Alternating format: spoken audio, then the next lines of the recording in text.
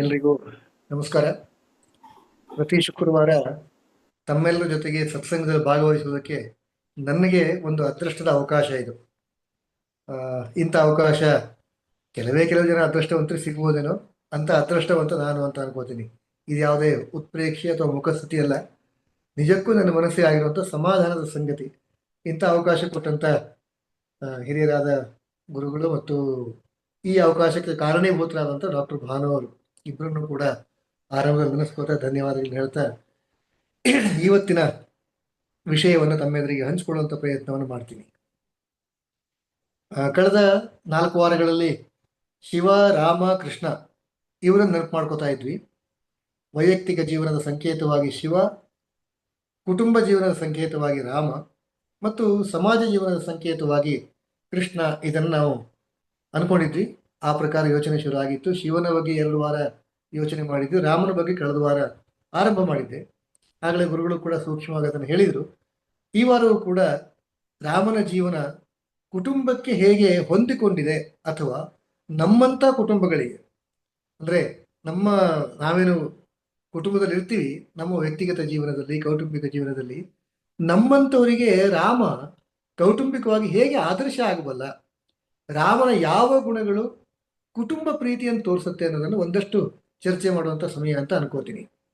ಹಾಗೆ ನೋಡಿದರೆ ರಾಮನ ಎಲ್ಲ ಗುಣಗಳು ಎಲ್ಲರಿಗೂ ಎಲ್ಲ ರೀತಿಯಲ್ಲೂ ಯೋಗ್ಯವೇ, ಅದರಲ್ಲಿ ಯಾವುದೇ ಸಂದೇಹ ಇಲ್ಲ. ಹಾಗಾಗಿನೇ ಆತನನ್ನು ನಾವು ಮರ್ಯಾದಾ ಪುರುಷೋತ್ತಮ ಅಂತ ಗೌರವಿಸುವಂಥದ್ದು ನಮ್ಮ ಸಂಸ್ಕೃತಿಯಲ್ಲಿ. ಅಷ್ಟಾದರೂ ಕೂಡ ನಮಗೆ ಕೆಲವು ಸಾರಿ ನಿರ್ದಿಷ್ಟವಾದಂತಹ ಹೋಲಿಕೆ ಅಥವಾ ನಿರ್ದಿಷ್ಟವಾದದ್ದು ಸಿಗದೇ ಇದ್ರೆ ಅದರ ರುಚಿ ಅಷ್ಟು ಬೇಗ ಗೊತ್ತಾಗಲ್ಲ. ಉದಾಹರಣೆಗೆ, ಸಿಹಿ ಇದೆ ಅಂತ ಹೇಳಿದ ಮಾತ್ರಕ್ಕೆ ಸಿಹಿ ಏನು ಅಂತ ಅರ್ಥ ಆಗಲ್ಲ. ಅದನ್ನು ಪಾಯಸದ ರೂಪದಲ್ಲೋ, ಲಡ್ಡು ರೂಪದಲ್ಲೋ, ಜಿಲೇಬಿ ರೂಪದಲ್ಲೋ ಹಾಗೆ ಕೊಟ್ಟರೆ ಸಿಹಿ ಅಂತ ಗೊತ್ತಾಗುತ್ತೆ. ಇದು ಕೂಡ ಅದೇ ಥರದ ಪ್ರಯತ್ನ, ರಾಮನನ್ನು ಅರ್ಥ ಮಾಡಿಕೊಳ್ಳೋದು ಕುಟುಂಬ ಜೀವನದ ಮುಖಾಂತರ ಅನ್ನುವ ನಿಟ್ಟಿನಲ್ಲಿ ಅಷ್ಟೇ. ನಮಗೆಲ್ಲರಿಗೂ ಕೂಡ ಕುಟುಂಬ ತುಂಬ ಪ್ರೀತಿ ತಾನೆ, ಆ ಹಿನ್ನೆಲೆಯಲ್ಲಿ ರಾಮನನ್ನು ಅರ್ಥ ಮಾಡ್ಕೊಳ್ಳೋಣ ಅಂತ.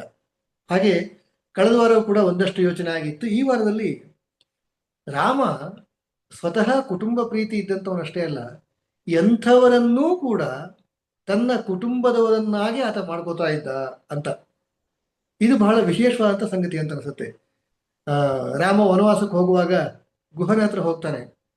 ಗುಹನ ಹತ್ರ ಹೋಗುವಾಗ ಗುಹನನ್ನು ತಬ್ಬಿಕೊಂಡು ಹೇಳ್ತಾನೆ, ಇಲ್ಲಿ ತನಕ ನಾವು 4 ಜನ ಅಣ್ಣ ತಮ್ಮಂದಿರಿದ್ದೋಪ, ಇನ್ನು ಮುಂದೆ 5 ಜನ ನಾವು ಅಂತ ಹೇಳ್ತಾರೆ. ಗಮನಿಸಿ, 4 ಜನ ಅಣ್ಣ ತಮ್ಮಂದಿರಿದ್ವಿ, ರಾಮ, ಲಕ್ಷ್ಮಣ, ಭರತ ಮತ್ತು ಶತ್ರುಘ್ನ. ಇನ್ನು ಮುಂದೆ ನೀನು ನಮ್ಮ ಒಡ ಹುಟ್ಟಿದ ತಮ್ಮನ ರೀತಿಯಲ್ಲಿ, ಸಹೋದರನ ರೀತಿಯಲ್ಲಿ ನಾವು 5 ಜನ ಒಡ ಹುಟ್ಟಿದವರು, ಅಣ್ಣ ತಮ್ಮಂದ್ರು ಅಂತ ಗುಹನಿಗೆ ಹೇಳ್ತಾನೆ. ಮುಂದೆ ಸುಗ್ರೀವನ ಭೇಟಿ ಆಗುತ್ತೆ. ಸುಗ್ರೀವನ ಭೇಟಿಯಾದಗಳು ಕೂಡ ಸುಗ್ರೀವನನ್ನು ಕೂಡ ಅದೇ ಉದ್ದೇಶಿಸಿ ಹೇಳ್ತಾನೆ, ನಾವು ಇಲ್ಲಿ ತನಕ 5 ಜನ ಅಣ್ಣ ತಮ್ಮಂದ್ರಿದ್ವಿ, ಅಂದ್ರೆ 4 ಜನ ಈ ಅಣ್ಣ ತಮ್ಮಂದ್ರು ಮತ್ತು ಗುಹ ಸೇರ್ಕೊಂಡ ಈಗ ಈ 5 ಜನ ಅಣ್ಣ ತಮ್ಮಂದ್ರಿದ್ವಿ, ಇನ್ನು ಮುಂದೆ ನಾವು 6 ಜನ ಅಣ್ಣ ತಮ್ಮಂದ್ರು ಅಂತ ಹೇಳ್ತಾರೆ. ಎಷ್ಟು ಚೆನ್ನಾಗಿದೆ ನೋಡಿ. ಅದರ ನಂತರ ಮುಂದೆ ರಾವಣನ ಯುದ್ಧ ಇದೆಲ್ಲ ಆಗುವ ಹೊತ್ತಿಗೆ ವಿಭೀಷಣನ ಭೇಟಿ ಆಗುತ್ತೆ. ವಿಭೀಷಣನ ಭೇಟಿ ಆಗುವಾಗ ವಿಭೀಷಣನಿಗೆ ರಾಮ ಹೇಳ್ತಾನೆ, ನಾವು ಇಲ್ಲಿ ತನಕ 6 ಜನ ಅಣ್ಣ ತಮ್ಮಂದ್ರಿದ್ವಿ, ಇನ್ನು ಮುಂದೆ 7 ಜನ ಅಣ್ಣ ತಮ್ಮಂದ್ರು ಅಂತ ಹೇಳ್ತಾರೆ. ಎಷ್ಟು ಚೆನ್ನಾಗಿದೆ ಗಮನಿಸಿ. ಈ ಗುಹನಿಗೋ, ಸುಗ್ರೀವನಿಗೋ, ವಿಭೀಷಣನಿಗೋ ನಾವು ಅಣ್ಣ ತಮ್ಮಂದಿರು ಅಂತ ಹೇಳುವಾಗ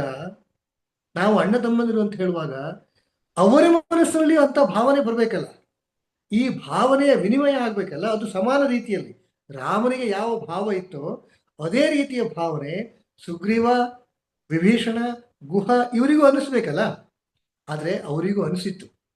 ಅವರು ಆ ಥರದಲ್ಲೇ ಇದ್ರೂ ಕೂಡ ರಾಮ ತಮ್ಮ ಒಡ ಹುಟ್ಟಿದವನು ಅಂತನೇ ಇನ್ನೂ ಸುಲಭವಾಗಿ ಅರ್ಥ ಮಾಡ್ಕೋಬೇಕಾದಂಥ ಒಂದು ಉದಾಹರಣೆ ಕೊಡಬೇಕು ಅಂತಂದ್ರೆ, ಕೆಲವು ಸಾರಿ ಆ ಮಾತಿಗೆ ಅಂತ ಶಕ್ತಿ ಇರುತ್ತೆ ಅಂತ ಹೇಳ್ತಾರೆ. ಬರೀ ಹೇಳೋದಲ್ಲ, ಅದನ್ನು ಅನುಭವಿಸಿ ಹೇಳ್ತಾರೆ, ಆ ಮಾತಿಗೆ ಅಂತ ಶಕ್ತಿ ಇರುತ್ತೆ ಅಂತ. ಗಮನಿಸಿ, ಜಗತ್ತಿನಲ್ಲಿ ಹಲವಾರು ಸಾರಿ ಸಹೋದರ ಸಹೋದರಿಯರೇ ಅನ್ನುವಂಥ ಪದವನ್ನ ಅದು ಎಷ್ಟು ಸಾರಿ ಹೇಳ್ಬಿಟ್ಟಿದಾರ ಗೊತ್ತಿಲ್ಲ.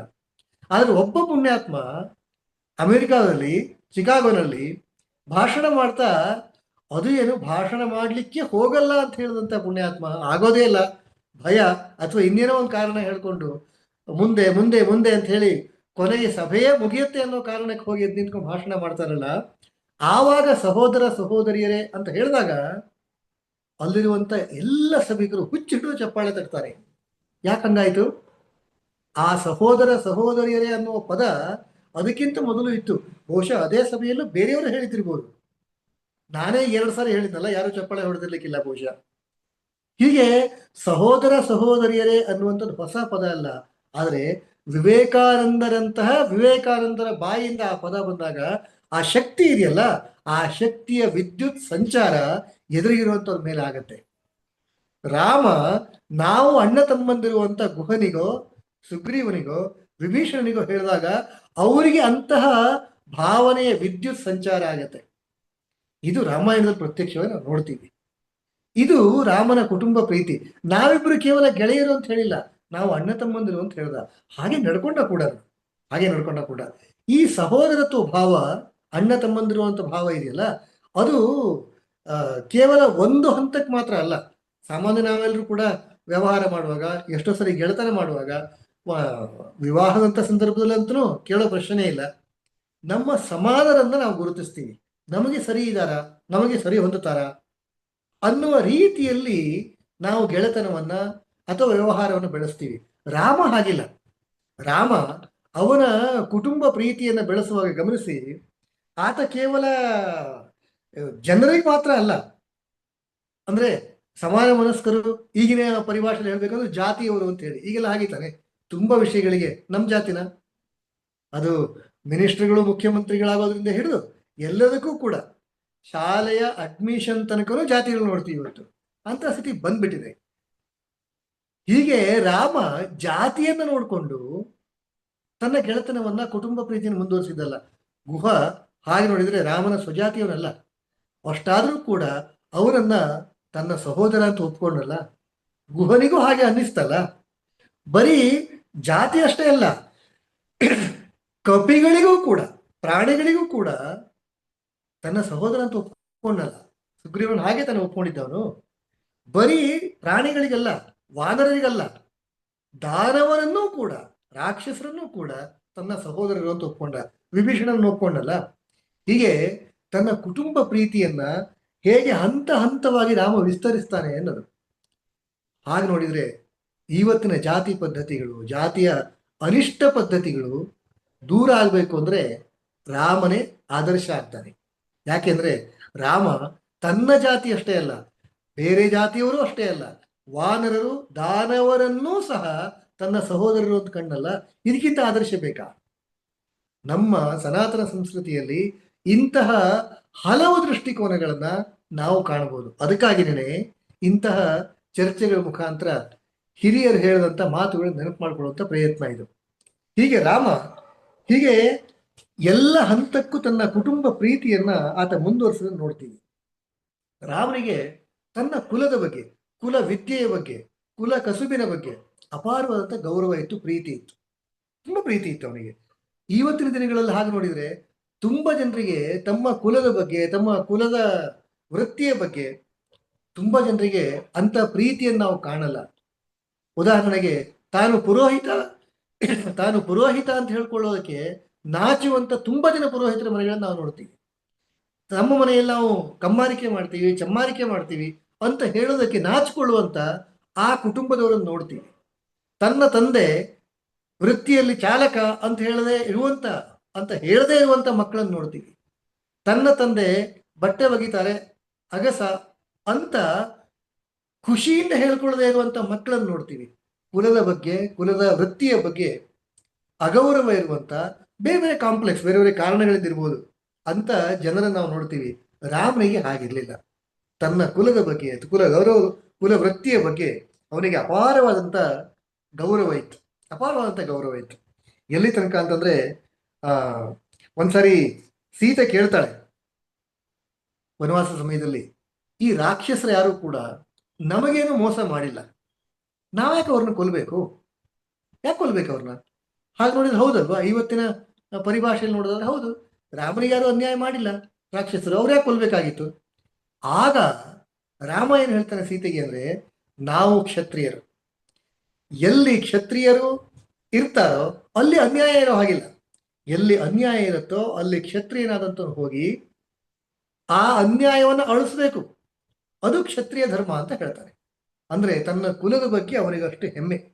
ಅದೇ ರೀತಿ ಆ ಇನ್ನೊಂದು ಇವತ್ತಿನ ದಿನಗಳಲ್ಲಿ ಅಂದ್ರೆ ಸ್ವಾತಂತ್ರ್ಯ ಪೂರ್ವದಲ್ಲಿ ಆ ಸಮಯದಲ್ಲೂ ಕೂಡ ಕೆಲವು ಉದಾಹರಣೆಗಳನ್ನು ನಾವು ನೋಡ್ತೀವಿ. ಆ ಥರದ ಕುಲಗೌರವದ ಬಗ್ಗೆ ತುಂಬಾ ಗೌರವ ಇರುವಂಥವ್ರು ನಾವು ನೋಡ್ತೀವಿ. ತಪ್ಪಲ್ಲ, ಅದು ಇರಬೇಕು. ರಾಮನಿಗೆ ಅಂತಹ ವಿಶೇಷವಾದಂತಹ ಕುಲ ಗೌರವ ಇತ್ತು, ಕುಲದ ವೃತ್ತಿಯ ಬಗ್ಗೆ ಗೌರವ ಇತ್ತು ಅನ್ನೋದನ್ನು ನೋಡ್ತೀವಿ. ಕ್ಷತ್ರಿಯರು ಸಾಮಾನ್ಯ ಸ್ವೀಕಾರ ಮಾಡಬಾರ್ದು, ಕೊಡಬೇಕು ಅನ್ನೋದು ಕ್ಷತ್ರಿಯರ ಗುಣಧರ್ಮ ಅಂತ. ರಾಮ ಹಾಗೇ ಇದ್ದ. ಆತ ಸ್ವೀಕರಿಸಿಲ್ಲ ತುಂಬಾ ವಿಷಯಗಳಲ್ಲಿ, ಎಲ್ಲವನ್ನು ಕೊಡೋದ್ರಲ್ಲೂ ಖುಷಿ ಪಡ್ತಾ ಇದ್ದ.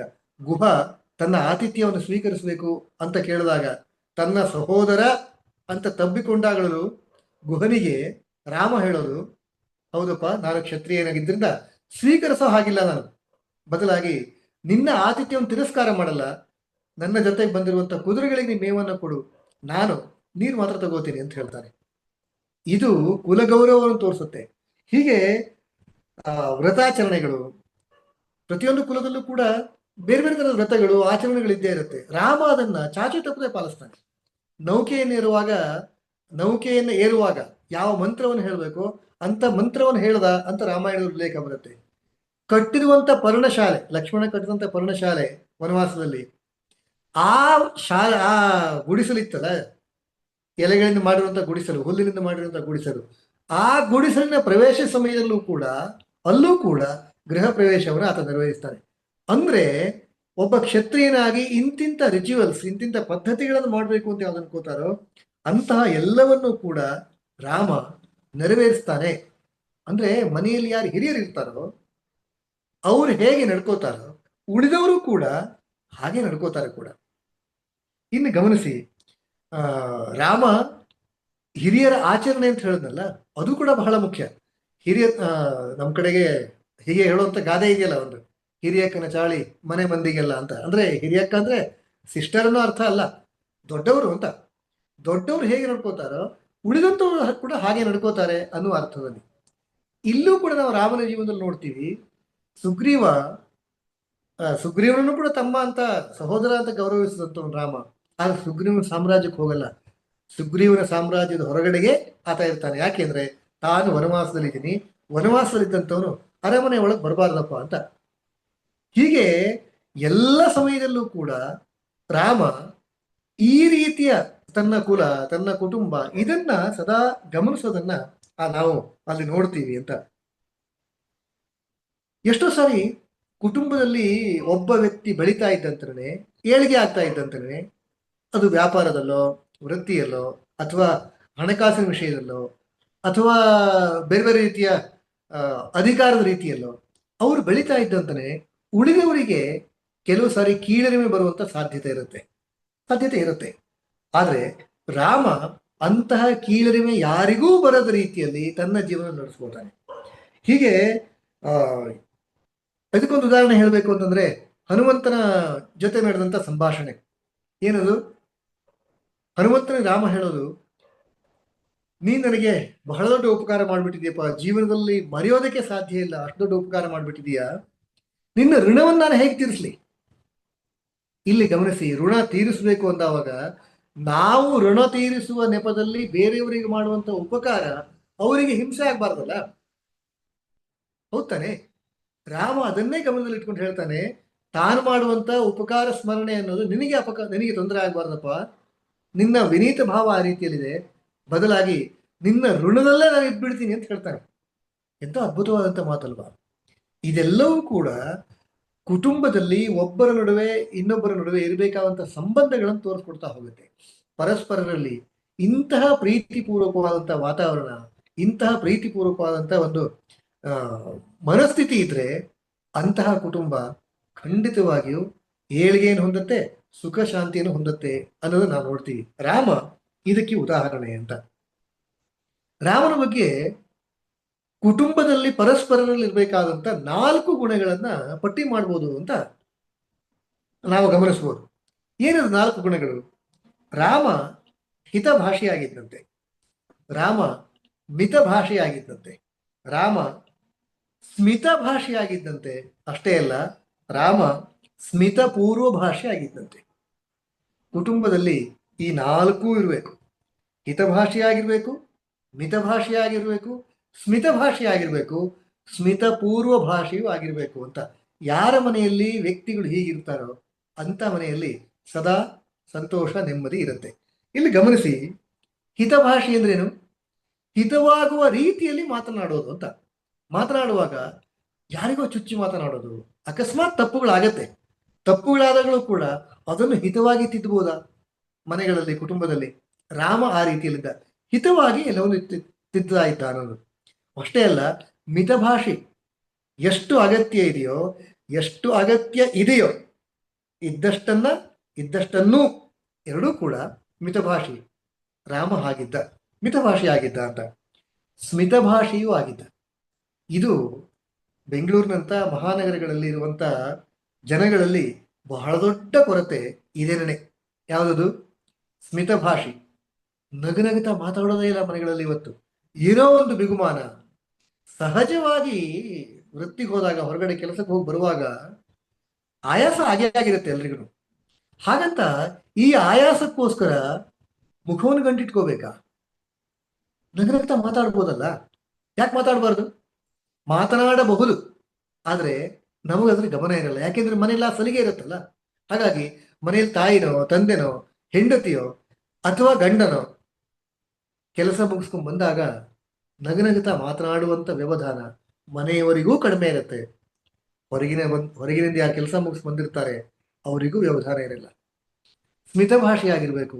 ನಗುನಗುತ್ತಾ ಮಾತಾಡಿದ್ರೆ, ಹೌದಾ ಕೆಲಸಕ್ಕೆ ಹೋಗಿ ಬಂದ್ರೆ ಹೇಗಿತ್ತು ಅಂತ ಮನೇಲಿದ್ದಂಥವ್ರು ಕೇಳಿದಾಗ ಬಂದಂಥವ್ರು ಕೂಡ ಅಯ್ಯೋ ಕರ್ಮ ಇದು ಅಂತ ಹೇಳೋ ಬದಲು ಚೆನ್ನಾಗಿತ್ತು ಅಂತ ನಗುನಗುತ್ತಾನೆ ಹೇಳಿ. ಕಷ್ಟ ಯಾರಿಗಿರಲ್ಲ. ನಾವು ಒಪ್ಪಿಕೊಂಡು ಮಾಡ್ತಾ ಇರುವಂಥ ಕೆಲಸ ತಾನೇ ಅದು. ಹಾಗಿದ್ರೆ ಯಾಕೆ ದುಃಖ ಪಡಬೇಕು? ಇದಿರಲ್ಲ. ರಾಮ ಹಾಗಿರ್ಲಿಲ್ಲ, ಆತ ಸ್ಮಿತ ಭಾಷೆ ಆಗಿದ್ದ ಅಂತ. ಇನ್ನೊಂದು ಸ್ಮಿತ ಪೂರ್ವ ಭಾಷೆ ಆಗಿದ್ದಂತೆ ರಾಮ. ಅಂದ್ರೆ ಮಾತನಾಡಬೇಕು, ನಗ್ನಗ್ತಾನೆ ಮಾತಾಡಬೇಕು. ಆದರೆ ತುಂಬಾ ಸಾರಿ ನಮ್ಮ ಅಹಂಕಾರದಿಂದಾಗಿ, GSS ಅವರು ಒಂದು ಪದ್ಯದಲ್ಲಿ ಹೇಳ್ತಾರಲ್ಲ, ಎಷ್ಟು ಕಷ್ಟವೋ ಹೊಂದಿಕೆ ಎಂಬುದು 4 ದಿನದ ಈ ಬಾಳಿನಲ್ಲಿ ಅಂತ.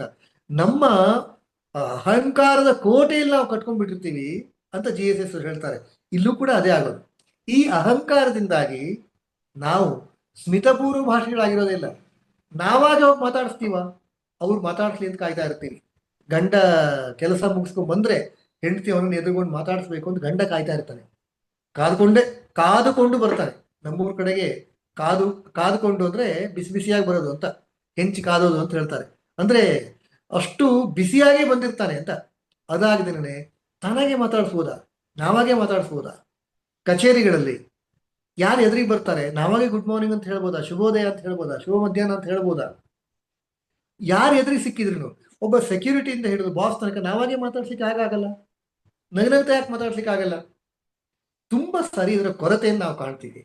ಕುಟುಂಬದಲ್ಲಂತೂ ಈ ಕೊರತೆಯಿಂದಾಗಿನೇ ಯಾವುದೋ ಸಣ್ಣ ವಿಷಯಗಳು DVG ಕಗ್ಗದಲ್ಲಿ ಬರುತ್ತಲ್ಲ, ತರಚು ಗಾಯವ ಕೆರೆದು ಹುಣ್ಣನಾಗಿ ಪುದು ಕಪಿ ಅಂತ. ಅದಕ್ಕೆ ಕಾರಣ ಇದೆ, ಸ್ಮಿತಪೂರ್ವ ಭಾಷೆ ಆಗದೆ ಇರೋದನ್ನೇ. ಒಂದು ಸಾರಿ ನಗನಗ್ತಾ ಮಾತನಾಡ್ಬಿಡಿ, ಎದುರಿಗಿರುವಂತವ್ರು ಕೋಪ ಮಾಡ್ಕೊಂಡ್ ಬಂದ್ರು ಕೂಡ ಅವ್ರ ಕೋಪ 1% ಕಡಿಮೆ ಆಗ್ಬಿಡುತ್ತೆ. ಏನೋ ಬೈಬೇಕು ಅಂದ್ರೂ ಕೂಡ ನಮ್ಮ ನಗುಮುಖವನ್ನು ನೋಡಿಕೊಂಡು, ನಾವಾಗಿ ಮಾತನಾಡ್ತಿದ್ದು ನೋಡಿಕೊಂಡು ಅವನಲ್ಲಿ ಬದಲಾವಣೆ ಆಗ್ಲಿಕ್ಕೆ ಸಾಧ್ಯ ಆಗುತ್ತೆ. ಹಾಗಾಗಿ ರಾಮ ಇಂತಹ 4 ಗುಣಗಳನ್ನು ತನ್ನಲ್ಲಿ ಇಟ್ಕೊಂಡಿದ್ದ ಅಂತ. ಹಿತಭಾಷಿ, ಮಿತಭಾಷಿ, ಸ್ಮಿತಭಾಷಿ ಮತ್ತು ಸ್ಮಿತ ಪೂರ್ವ ಭಾಷೆ ಆಗಿದ್ದ ಅಂತ. ಹೀಗೆ ಕುಟುಂಬದಲ್ಲಿ ಇದೆಲ್ಲವೂ ಅಗತ್ಯ. ರಾಮ ಇಂತಹ ಗುಣಗಳಿಗೆ ಆದರ್ಶನಾಗ್ತಾನೆ. ಇನ್ನು ತುಂಬಾ ಸಾರಿ ಕುಟುಂಬದಲ್ಲಿ ಬೇರೆ ಬೇರೆ ಕೆಲಸವನ್ನು ಕೊಡ್ಬೇಕು, ಹೇಳ್ಬೇಕಾಗತ್ತೆ. ಮನೆ ಯಜಮಾನ ಆದಂಥವನು ಇಂಥದ್ದು ಮಾಡಿ ಅಂತ ಹೇಳ್ಬೇಕು, ಅಥವಾ ಹೇಳದೆಯೇ ಕೆಲಸವನ್ನು ಮಾಡಿಸ್ಬೇಕು. ಇದೆಲ್ಲವೂ ಕೂಡ ಕುಟುಂಬದ ಒಂದು ಚಾಕಚಕ್ಯತೆ ಯಜಮಾನಂದು. ರಾಮ ಬಹಳ ವ್ಯವಸ್ಥಿತವಾಗಿ ಇದನ್ನು ಮಾಡ್ತಾನೆ. ಗಮನಿಸಿ, ಸೀತೆಯನ್ನು ಹುಡುಕ್ಬೇಕು ಅಂತ 4 ದಿಕ್ಕುಗಳಿಗೆ ಸೈನ್ಯ ಹೊರಡುತ್ತೆ, ಕಪಿ ಸೈನ್ಯ. ಎಲ್ಲರ ಹತ್ರನೂ ರಾಮ ತನ್ನ ಸ್ಮರಣಿಕೆಯನ್ನ, ಉಂಗುರವನ್ನು ಕೊಟ್ಟಿಲ್ಲ. ಯಾರಿಗೆ ಕೊಟ್ಟ? ಹನುಮಂತನಿಗೆ ಕೊಟ್ಟ. ಸೀತೆ ಎಲ್ಲಿದ್ಲು ಗೊತ್ತಿಲ್ಲ. ಆದ್ರೆ ರಾಮನಿಗೆ ಗೊತ್ತಿತ್ತು ಸೀತೆಯನ್ನು ಹುಡುಕಿದ್ರೆ ಹನುಮಂತ ಮಾತ್ರ ಹುಡುಕಬಲ್ಲ ಅಂತ. ಅದಕ್ಕಾಗಿ ಹನುಮಂತನಿಗೆ ಮಾತ್ರ ಉಂಗುರ ಕೊಟ್ಟ. ಇನ್ಯಾರಿಗೂ ಕೂಡ ಒಂದು ಪತ್ರವನ್ನು ಕೊಟ್ಟಿಲ್ಲ, ಒಂದು ಲವ್ ಲೆಟರ್ ಕೊಡ್ಬೋದಾಗಿತ್ತಲ್ಲ. ನಾನು ರಾಮ ಇದ್ದೀನಿ, ಇಂಥವ್ನು ಬರ್ತಾನೆ ಕೊಡ್ಬೋದಾಗಿತ್ತು. ಅದನ್ನು ಕೂಡ ಮಾಡಿಲ್ಲ. ತಮಾಷೆ ಏನು ಅಂದ್ರೆ ಉಂಗುರವನ್ನ ಹನುಮಂತ ತಗೊಂಡ, ಆದ್ರೆ ಹನುಮಂತನ ಬಗ್ಗಾಗಲಿ ರಾಮನ ಬಗ್ಗಾಗಲಿ ಉಳಿದು ಯಾರೂ ಕೂಡ ಅನುಮಾನ ಪಟ್ಟಿಲ್ಲ. ಯಾಕೆಂದ್ರೆ ಓ, ರಾಮ ಮತ್ತು ಹನುಮಂತ ಬಹಳ ಆತ್ಮೀಯರಾಗಿದ್ರು, ನಮ್ಮೆಲ್ಲರೂ ಪರಿಚಯ ಆಗಿದ್ದೆ ಹನುಮಂತನಿಂದ. ಹಾಗಾಗಿ ಹನುಮಂತನಿಗೆ ಆತ ಉಂಗುರವನ್ನು ಕೊಟ್ಟ ಅಂತಾನೆ ಎಲ್ಲರೂ ಭಾವಿಸ್ಕೊಂಡ್ರು. ಬಹುಶಃ ಯಾರೂ ಕೂಡ ರಾಮನನ್ನ ಅಥವಾ ಹನುಮಂತನನ್ನ ಅಪಾರ್ಥಗೊಳಿಸ್ಕೊಂಡೇ ಇಲ್ಲ. ಇದು ಕೆಲಸ ಮಾಡಿಸಬಹುದಾದ ಒಂದು ಚಾಕಚಕ್ಯತೆ ಕುಟುಂಬದಲ್ಲೂ ಇದಿರಬೇಕು. ಯಾರ ಹತ್ರ ಹೇಗೆ ಕೆಲಸ ಮಾಡಿಸ್ಬೇಕು ಮತ್ತು ಯಾರಿಗೆ ಎಷ್ಟು ಕೆಲಸ ಕೊಡಬೇಕು, ಯಾವ ಕೆಲಸವನ್ನು ಯಾರಿಗೆ ಹೇಳಿದರೆ ಉಳಿದವರಿಗೆ ತೊಂದರೆ ಆಗಲ್ಲ, ಉಳಿದವರಿಗೆ ಬೇಜಾರಾಗಲ್ಲ, ಇಂಥ ಸೂಕ್ಷ್ಮಗಳನ್ನ ಅಳವಡಿಸ್ಕೊಂಡ್ರೆ ಕುಟುಂಬ ಬಹಳ ಚೆನ್ನಾಗಿರುತ್ತೆ. ರಾಮ ಇದಕ್ಕೆ ಬಹಳ ಒಳ್ಳೆಯ ಉದಾಹರಣೆ ಅಂತ ಅನ್ಸುತ್ತೆ. ಕುಟುಂಬದಲ್ಲಿ ಇನ್ನೊಂದು ಗುಣ ಇರಲೇಬೇಕಾದಂಥದ್ದು, ಯಾರಾದ್ರೂ ಒಂದು ಸಣ್ಣ ಒಳ್ಳೆ ಕೆಲಸ ಮಾಡಿದ್ರು ಕೂಡ, ಒಳ್ಳೆ ಕೆಲಸ ತುಂಬಾ ಚಿಕ್ಕದಿರ್ಬೋದು, ಅದನ್ನು ಮೆಚ್ಚಿ ಮಾತನಾಡಬೇಕು. ಹೊಗಳಿಕೆ ಬೇರೆ, ಮೆಚ್ಚುಗೆ ಬೇರೆ. ಹೊಗಳಿಕೆ ಬೇರೆ, ಮೆಚ್ಚುಗೆ ಬೇರೆ. ಮೆಚ್ಕೋಬಹುದಲ್ಲ, ಹೊಗಳಬೇಕು ಅಂತಿಲ್ಲ. ಹೊಗಳಿದ್ರಿಂದ ತುಂಬಾ ದೊಡ್ಡ ಪರಿಣಾಮ ಆಗತ್ತೆ ಅಂತಿಲ್ಲ. ಮೆಚ್ಚುಗೆಯಿಂದ ಬಹಳ ದೊಡ್ಡ ಪರಿಣಾಮಗಳಾಗತ್ತೆ ವ್ಯಕ್ತಿ ಜೀವನದಲ್ಲಿ. ಕುಟುಂಬದಲ್ಲೂ ಕೂಡ ಮೆಚ್ಚುಗೆಯ ಗುಣ ಇರಬೇಕು. ಪರಸ್ಪರನ್ನು ಮೆಚ್ಕೋಬೇಕು. ಯಾರೋ ಒಂದು ಒಳ್ಳೆ ಕೆಲಸವನ್ನು ಮಾಡ್ತಾರೆ, ಅವ್ರನ್ನ ಮೆಚ್ಚಿ ಮಾತಾಡಬೇಕು. ರಾಮ ಹಾಗಿದ್ದ. ಹೇಗಿದ್ದ? ಲಕ್ಷ್ಮಣ ಮಾಡಿದಂಥ ಪರ್ಣಕುಟಿ ಇತ್ತಲ್ಲ, ಆ ಎಲೆಗಳಿಂದನೋ ಹುಲ್ಲಿನಿಂದನೋ ಮಾಡಿರುವಂತಹ ಸಣ್ಣ ಮನೆ, ಆ ಜೋಪಡಿ ಮನೆಯನ್ನ ನೋಡ್ಕೊಂಡು ರಾಮ ಹೇಳ್ತಾನಂತೆ, ಎಷ್ಟು ಚೆನ್ನಾಗಿ ಮನೆ ಕಟ್ಟಿದೀಯಪ್ಪ ಅಂತ. ಅರಮನೆಯಲ್ಲಿ ಬೆಳೆದಂಥವನು, ಸ್ವತಃ ರಾಜ ಆಗ್ಬೇಕಾದಂಥವನು, ಯಾರದೋ ಒಂದು ತಂತ್ರವೋ ಕುತಂತ್ರವೋ ಅದರಿಂದಾಗಿ ರಾಜ ಆಗ್ಬೇಕಾದಂತ ಹೊರಗಡೆ ಬಂದಿದ್ದಾನೆ, ಕಾಡಲ್ಲಿದ್ದಾನೆ. ಅವನು ಲಕ್ಷ್ಮಣ ಕಟ್ಟಿದಂತ ಪರ್ಣಕುಟಿಯನ್ನು ನೋಡ್ಕೊಂಡು ತುಂಬಾ ಚೆನ್ನಾಗಿ ಮನೆ ಕಟ್ಟಿದೆಯಪ್ಪ ಅಂತ ಹೇಳ್ತಾನಂತೆ. ಅಂದ್ರೆ ನಾವು ಕೂಡ ನಮ್ಮ ಮನೆಗಳಲ್ಲಿ ಯಾವುದೋ ಸಣ್ಣ ಸಣ್ಣ ಸಂಗತಿಗಳನ್ನು ಮೆಚ್ಚಿ ಮಾತಾಡಬಹುದಾ? ತುಂಬಾ ಸಾರಿ ನಾನು ನನ್ನ ಬೇರೆ ಬೇರೆ ಉಪನ್ಯಾಸಗಳು ಕೂಡ ಹೇಳಿದ್ದಿದೆ. ಮನೆಯಲ್ಲಿ ತಾಯಂದ್ರು ಅಡಿಗೆ ಮಾಡ್ತಾರೆ, ಅಂದ್ರೆ ಮನೆಯಲ್ಲಿ ತಾಯಿನೋ ಅಥವಾ ಅತ್ತೆನೋ ಅಥವಾ ಹೆಂಡತಿಯೋ ಅಡಿಗೆ ಮಾಡ್ತಾರೆ. ತಾಯಿ ಅಡಿಗೆ ಮಾಡಿದ್ದಾರೆ ಅಂತ ಅನ್ಕೊಳ್ಳಿ. ಅಡಿಗೆ ಮಾಡಿದಾಗ ಯಾವತ್ತೋ ಒಂದ್ ದಿವಸ ಉಪ್ಪು ಕಡಿಮೆ ಆಗ್ಬಿಡುತ್ತೆ. ಉಪ್ಪು ಕಡಿಮೆ ಆದಾಗ ಮಗ ಗದರ್ ಬಿಡ್ತಾನಂತೆ, ಏನಮ್ಮ ನೀನು 25 ವರ್ಷದಿಂದ ಅಡಿಗೆ ಮಾಡ್ತೀನಿ ಅಂತ ಹೇಳ್ತಾ ಇದೀಯಾ, ಉಪ್ಪು ಕಡಿಮೆ ಆಗಿದೆ, ಸರಿ ಹಾಕ್ಬೇಕು ಅಂತ ಗೊತ್ತಾಗಲ್ವಾ ಅಂತ ಗದರ್ ಬಿಡ್ತಾನಂತೆ. ಕೈ ಚಾಚಿದ್ರೆ, ಸಾರಿ ಬೆರಳು ಚಾಚಿದ್ರೆ ತಟ್ಟೆ ತುದಿಯಲ್ಲಿ ಉಪ್ಪಿರುತ್ತೆ, ಅದನ್ನು ಬೆರೆಸ್ಕೊಂಡು ಹದವಾಗಿ ಬೆರೆಸ್ಕೊಂಡು ಚೆನ್ನಾಗಿ ಊಟ ಮಾಡ್ಬೋದು. ತಾಯಿ ಮೇಲೆ ಗದರೋ ಅಗತ್ಯ ಇರಲಿಲ್ಲ. ಆದ್ರೆ ಅದೇ ಮಗ ಅಷ್ಟನೇ, ಅದೇ ಮಗ 25 ವರ್ಷದಿಂದ ಊಟ ಮಾಡ್ತಾ ಇದ್ದಾನಲ್ಲ, ಅದೇ ಅನುಭವ ತಾನೇ ಒಂದು. ಈ 25 ವರ್ಷಗಳಲ್ಲಿ ಯಾವತ್ತಾದ್ರೂ ಅಮ್ಮ ಇವತ್ತು ಅಡಿಗೆ ತುಂಬಾ ಚೆನ್ನಾಗಿದೆ ಅಂತ ಹೇಳಿರ್ತಾನ? ತುಂಬಾ ಸರಿ ಇಲ್ಲ. ಯಾಕೆ ಮೆಚ್ಕೊಳ್ಳಲ್ಲ ನಾವು? ಮೆಚ್ಚಿಕೊಳ್ಳುವಂತ ಸ್ವಭಾವವೇ ನಮಗಿರಲ್ಲ. ತುಂಬಾ ಸರಿ ಮರ್ತು ಹೋಗ್ಬಿಡುತ್ತೆ. ತಪ್ಪಾದ್ರೆ ಕೆದಕಿ ದೊಡ್ಡದಾಗಿ ಹೇಳ್ತೀವಿ, ಒಳ್ಳೆಯದನ್ನು ಗುರುತಿಸೋದೇ ಇಲ್ಲ. ರಾಮ ಒಳ್ಳೆಯದನ್ನ ಹುಡುಕಿ ಹೇಳ್ತಾ ಇದ್ದ. ಅದಕ್ಕೆ ಉದಾಹರಣೆ ಲಕ್ಷ್ಮಣಂದ್ರನೇ. ಹೀಗೆ ಎಲ್ಲ ಕಡೆಯಲ್ಲೂ ಕೂಡ ರಾಮ ಸದಾ ಮುಂದಿರೋದನ್ನ, ಅಂದ್ರೆ ಎಲ್ಲರಲ್ಲೂ ಅಗ್ರಜನಾಗಿ, ಅದು ಅಗ್ರಜನೇ ತಾನೆ, ಅಣ್ಣ ತಾನೆ, ಆ ರೀತಿಯಲ್ಲಿ ಇದ್ದಿದ್ದನ್ನು ನಾವು ನೋಡ್ತೀವಿ. ಮತ್ತು ಬೇರೆಯವರ ಕುಟುಂಬಗಳಲ್ಲಿ ಏನಾದ್ರೂ ವ್ಯತ್ಯಾಸ ಆದ್ರೆ ರಾಮ ಅದನ್ನ ಗುರುತಿಸ್ತಾ ಇದ್ದ, ಆದ್ರೆ ಆಡ್ತಾ ಇರಲಿಲ್ಲ. ರಾಮ ಗುರುತಿಸ್ತಾ ಇದ್ದ, ಆದ್ರೆ ಆಡ್ಕೋತಾ ಇರಲಿಲ್ಲ. ಉದಾಹರಣೆಗೆ ವಾಲಿಯ ವಧೆ ಆಗುತ್ತೆ. ವಾಲಿಯ ವಧೆ ಆದ ನಂತರ ಸುಗ್ರೀವನಿಗೆ ಪಟ್ಟಾಭಿಷೇಕ ಆದ ನಂತರ, ಆ ನಂತರ ಇರ್ಬೋದು ಅಥವಾ ಅದಕ್ಕಿಂತ ಮೊದಲಿರ್ಬೋದು, ಅವರ ಅಣ್ಣ ತಮ್ಮಂದಿರ ನಡುವೆ ಬಂತಲ್ಲ ಜಗಳ, ಆ ಜಗಳ ಹೇಗಾಯ್ತು, ಯಾರಿಂದ ಆರಂಭ ಆಯಿತು, ಯಾಕೆ ಹಿಂಗಾಯ್ತು, ಇದು ಯಾವುದನ್ನೂ ಕೂಡ ರಾಮ ಕೆದಕ್ತಾ ಕೂತ್ಕೊಡಲ್ಲ. ಯುದ್ಧ ಆದ ನಂತರವೂ ಪಟ್ಟಾಭಿಷೇಕ ಆದ ನಂತರವೂ ಕೂಡ ಇದು ಯಾವುದನ್ನು ಆತ ಕೇಳೋದೇ ಇಲ್ಲ. ಯಾಕೆ ಅಂದ್ರೆ ಬೇರೆಯವರ ಮನೆಯಲ್ಲಾಗುವಂತಹ ಈ ತರದ ವ್ಯತ್ಯಾಸಗಳು, ಗಂಡ ಹೆಂಡತಿ ಮನೆಯಲ್ಲಿ ಆಗುವಂತಹ ವ್ಯತ್ಯಾಸಗಳು, ಇದು ಅವನಿಗೆ ಬೇಕಾಗಿಲ್ಲ. ಕೊನೆಗೂ ಇಲ್ಲಿ ನಡೆದಂತ ಕುಟುಂಬದ ವ್ಯವಸ್ಥೆ ಅದು ಚೆನ್ನಾಗಾಗಬೇಕು, ಅಷ್ಟು ಮಾತ್ರ ಅವನ ಗಮನ ಇತ್ತು. ನಮ್ಮಲ್ಲಿ ಹಾಗಿರ್ತೀವ? ನಮ್ಮಲ್ಲಿ ತುಂಬಾ ಜನರಿಗೆ ನಮ್ಮ ಮನೆಗಿಂತ ಅಕ್ಕಪಕ್ಕದ ಮನೆಯಲ್ಲಿ ಏನಾಗ್ತಾ ಇದೆ, ಬೇರೆಯವ್ರ ಮನೇಲಿ ಏನಾಗ್ತಾ ಇದೆ ಅನ್ನೋದ್ರಲ್ಲೇ ಹೆಚ್ಚು ಖುಷಿ ಇರುತ್ತೆ, ಒಂಥರ ಥ್ರಿಲ್ ಇರುತ್ತಂತೆ ಅದರೊಳಗೆ. ಆದ್ರೆ ರಾಮ ಹಾಗಿರ್ಲಿಲ್ಲ. ಬೇರೆಯವರ ಮನೆಯಲ್ಲಾದಂತಹ ಯಾವುದರಲ್ಲೂ ಕೂಡ ಅವನಿಗೆ ಅಂತ ಕಹಿ ಇರಲಿಲ್ಲ. ಮತ್ತು ಅಕಸ್ಮಾತ್ ತಾನು ಕಠೋರವಾದಂಥ ನಿರ್ಣಯ ತಗೊಂಡಗಳು ಕುಟುಂಬದ ಯಾರಿಗೂ ಅದರಿಂದ ಬೇಸರ ಆಗಬಾರ್ದು ಅಂಥ ಎಚ್ಚರಿಕೆಯನ್ನು ರಾಮ ತಗೋತಾ ಇದ್ದ. ಉದಾಹರಣೆಗೆ ವಾಲಿವಧೆ ಆಯ್ತಲ್ಲ, ವಾಲಿವಧೆ ಆದ ನಂತರ ತಾರೆ ಸುಗ್ರೀವನನ್ನು ಮದುವೆ ಆದ್ಲು, ಅವ್ರ ಜೀವನ ಚೆನ್ನಾಗಾಯ್ತು. ಇತ್ತ ವಾಲಿಯ ಮಗ ಅಂಗದ, ಆತನೂ ಕೂಡ ತನ್ನ ತಂದೆಯನ್ನು ಸಾಯಿಸಿದಂತ ರಾಮನಿಗೆ ಆತ ವಿರೋಧಿ ಆಗ್ಬೇಕಾಗಿತ್ತು, ತಂದೆಯನ್ನು ಸಾಯಿಸಿದ್ದಾನೆ ಅಂತ. ಹಾಗಾಯ್ತಾ? ಇಲ್ಲ. ಸ್ವತಃ ಅಂಗದ ಹನುಮಂತನ ಜೊತೆಗೆ ಹೊರಡ್ತಾನೆ ದಕ್ಷಿಣದಲ್ಲಿ. ಆನಂತರ ಒಂದು ಹಂತದಲ್ಲಿ ರಾವಣನ ಜೊತೆಗೆ ಸಂಧಾನಕ್ಕೆ ಸ್ವತಃ ಅಂಗದ ಹೋಗ್ತಾನೆ. ಅಂಗದ ದ್ಯೂತ ಅಂತಾನೆ, ಅಂಗದ ದೂತನ ಹೋದಂಥದ್ದು ದೊಡ್ಡ ಪ್ರಸಂಗ ಇದೆ, ಬಹಳ ಮುಖ್ಯವಾದಂಥ ಸಂಗತಿ ಕೂಡ ಅದು. ಇನ್ನೂ ವಿಶೇಷ ಏನಂದ್ರೆ, ಅಂಗದನನ್ನ ರಾವಣ ಬರಮಾಡಿಕೊಂಡು ಅವನನ್ನು ಕೂರಿಸಿ ಅಂಗದನಿಗೆ ಹೇಳ್ತಾನೆ, ನೋಡು ನಿನ್ನ ತಂದೆ ಮತ್ತು ನಾವಿಬ್ಬರು ಗೆಳೆಯರು, ಅಂದ್ರೆ ವಾಲಿ ಮತ್ತು ರಾವಣ ಗೆಳೆಯರು. ರಾವಣನ ಮಹಾಪರಾಕ್ರಮಿ ತಾನೆ, ಕಂಕಳಲ್ಲಿ ಇಟ್ಕೊಂಡು 3 ಸುತ್ತು ಭೂಮಿ ಸುತ್ತಾಕದಂತ ಮಹಾಪುರುಷ ಅವನು, ಅಷ್ಟು ಶಕ್ತಿವಂತ. ಅದನ್ನ ನೆನಪು ಮಾಡ್ಕೊಂಡು ಹೇಳ್ತಾನೆ, ನಿನ್ನ ತಂದೆ ಮತ್ತು ನಾನಿಬ್ರು ಕೂಡ ಗೆಳೆಯರು, ನನ್ನ ಜೊತೆಗೆ ಬಂದ್ಬಿಡು, ನಿನಗೆ ಏನ್ ಬೇಕೋ ನಾನು ಕೊಡ್ತೀನಿ, ನನ್ನ ಗೆಳೆಯ ಮಗ ತಾನೆ ನೀನು ಅಂತ ಹೇಳಿದಾಗ ಅಂಗದ ಏನ್ ಹೇಳ್ತಾನೆ, ಇಲ್ಲ, ಬದಲಾಗಿ ನಾನು ಬಂದಿರುವಂಥದ್ದು ರಾಮ ಕಾರ್ಯಕ್ಕೆ ದೂತರಾಗಿ ಬಂದಿದ್ದೀನಿ, ಇಲ್ಲಿ ನಾನು ತಪ್ಪೋ ಹಾಗಿಲ್ಲ ಅಂತ ಹೇಳ್ತಾನೆ. ಮತ್ತು ಇನ್ನೂ ರಾವಣ ಮುಂದುವರೆದು ಹೇಳ್ತಾನೆ, ನಿನ್ನ ತಂದೆಯನ್ನೇ ರಾಮ ಕೊಂದಿದಾನಪ್ಪ, ನಿನ್ನ ತಂದೆಯ ಸಾವಿಗೆ ಕಾರಣನಾದಂತ ಅಂತವನ ಜೊತೆಗೆ ಇರ್ತೀನಿ ಅಂತ ಹೇಳ್ತೀಯಲ್ಲ ಅಂತ ಹೇಳಿದಾಗಲೂ ಕೂಡ ಅಂಗದ ವಿಚಲಿತನಾಗಲ್ಲ. ಅಂತಹ ಬಾಂಧವ್ಯ ರಾವಣ ಮತ್ತು ಅಂಗದನಲ್ಲಿ ಇತ್ತು. ಯಾಕೆ ಹಂಗೆ ಸಾಧ್ಯ ಆಯಿತು? ಅದು ಹೇಗೆ ಸಾಧ್ಯ ಆಯಿತು? ಆಗಲೇ ಹೇಳಿದ್ನಲ್ಲ, ಇಂತಹ ಯಾರಿಗೂ ಒಂದು ಕನಸು ಮನಸ್ಸಿನಲ್ಲಿ ಯೋಚಿಸಬಾರದು ಅಂತಾರಲ್ಲ, ಹಾಗೆ ಕೆಟ್ಟದ್ದನ್ನ ಕನಸು ಮನಸ್ಸಿನಲ್ಲಿಯೂ ಯೋಚಿಸಿದ ರೀತಿಯಲ್ಲಿ ಆತ ಇದ್ದ, ರಾಮ ಇದ್ದ. ಅಂತಹ ವಿಶೇಷವಾದಂಥ ವ್ಯಕ್ತಿತ್ವ ಅದು ರಾಮನದಾಗಿತ್ತು ಅಂತ ಕೊಡ್ತೀವಿ. ಇನ್ನು ರಾಮ ಒಬ್ಬನೇ ಇದ್ದಂತಹ ಭಾವಚಿತ್ರಗಳು ತುಂಬಾ ಕಡಿಮೆ, ಮತ್ತು ರಾಮನ ಒಟ್ಟು ಜೀವನದಲ್ಲಿಯೂ ಕೂಡ ರಾಮ ಒಬ್ಬನೇ ಇದ್ದಂಥದ್ದು ಇಲ್ವೇ ಇಲ್ಲ. ಆತ ಸೀತಾರಾಮನಾಗಿ ಇರ್ತಾರೆ, ರಾಮ ಲಕ್ಷ್ಮಣ ಜೊತೆಯಾಗಿ ಇರ್ತಾರೆ, ರಾಮ ಸೀತೆ ಲಕ್ಷ್ಮಣ ಜೊತೆಯಾಗಿರ್ತಾರೆ, ರಾಮ ಸೀತೆ ಲಕ್ಷ್ಮಣ ಹನುಮಂತ ಜೊತೆಯಾಗಿರ್ತಾರೆ. ರಾಮ ಸೀತೆ ಲಕ್ಷ್ಮಣನ ಜೊತೆಗೆ ಪರಿವಾರವೆಲ್ಲವೂ ಕೂಡ ಛತ್ರ ಚಾಮರ ಹಿಡ್ಕೊಂಡು ಗಾಳಿ ಬೀಸ್ತಾ ಇರುವಂಥದ್ದನ್ನೇ ನೋಡ್ತೀವಿ. ಪಟ್ಟಾಭಿಷೇಕ ಆ ರಾಮನನ್ನು ನಾವು ನೋಡ್ತೀವಿ, ರಾಜಾರಾಮನನ್ನು ನೋಡ್ತೀವಿ.